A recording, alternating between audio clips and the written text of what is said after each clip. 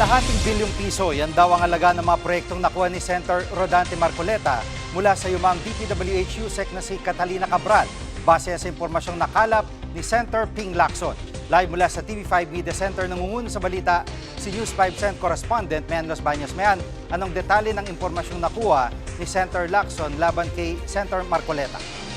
Jiggy, may nakuha nga ron impormasyon, Senate Pro-Ribbon Committee Chairman Ping Lacson, mula sa handwritten statement o sulat kamay ni dating DPWH USEC Catalina Cabral, kung saan sinabi niya may inallocate daw na halagang 500 million pesos na pondo kay Senator Rodante Marcoleta. Pero Jiggy, ang sinasabi ni Senator Lacson walang masama sa pag-allocate ng pondo sa senador. Pero syempre ang problema, kung yung mga proyekto na yan naging ghost projects o kaya substandard, bagay na wala namang ebidensya laban kay Senator Marcoleta sa ngayon. Narito ang bahagi ng pahayag ni Senator Ping Lacson.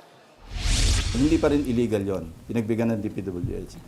Pero yung binigyan ka ng items, tapos sinubstandard ng contractor mo, ginos project ng contractor mo, doon may problema.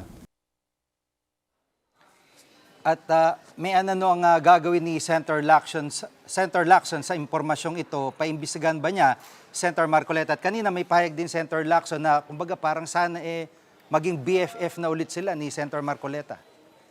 Oo, nga Jiggy, parang hindi nga natatapos itong palitan talaga ng patutsyada sa dalawang senador.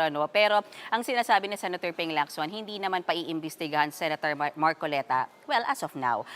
Until the time na kung sakasakali doon sa mga pagdinig ng Senado, may ma-attribute na ghost projects o kaya ay substandard projects sa mga na-allocate na proyekto kay Senator Marcoleta, then maybe that's the time. Pero paglilinaw ni Senator Lacson hindi paiimbestigahan sa Senator Marcoleta sa ngayon. Narito muli ang bahagi ng pahayag ni Senator Ping Lacson. Pa-clarify, kasama bang irerekomenda sa ombudsman na imbestigahan si Marcoleta? Depende. Sa ngayon hindi. Pero kung meron siyang participation doon sa mga kung magkakaroon ng ghost or substandard, he should be treated in the same manner na natrato ibang senador, ibang congressman. Diba? Wala nang special dito. Jiggy, hinihingan natin ng pahayag o komento si Senator Marcoleta kaugnay nga sa issue na to ng 500 million pesos na amount ng allocables. Pero sa ngayon, wala pa siyang komento sa issue na yan, Jiggy. At may dun sa Blue Ribbon Report, nakakuha ba ng sapat na pirma si Senator Lacson kaugnay dito? Naku, Jiggy, awa ng Diyos, kulang pa rin.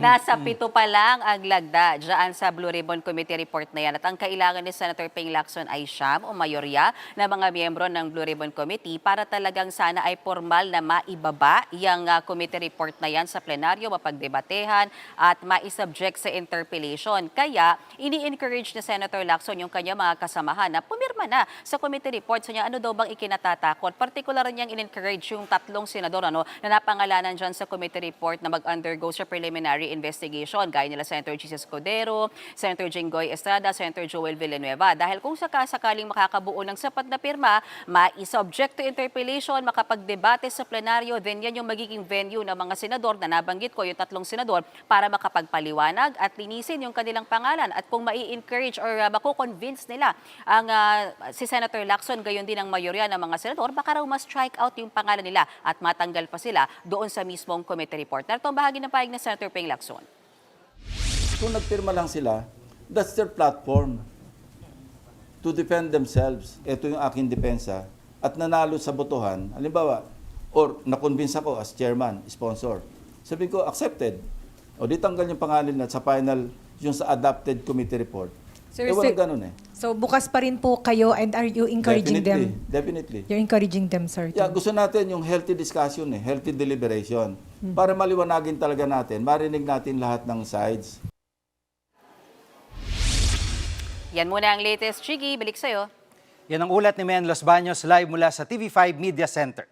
Mga kapatid, Jiggy Manikad po, pagdating sa mahalagang balita sa loob at labas ng bansa, dapat una sa lahat, mag-follow at mag-subscribe na sa social media pages ng News 5.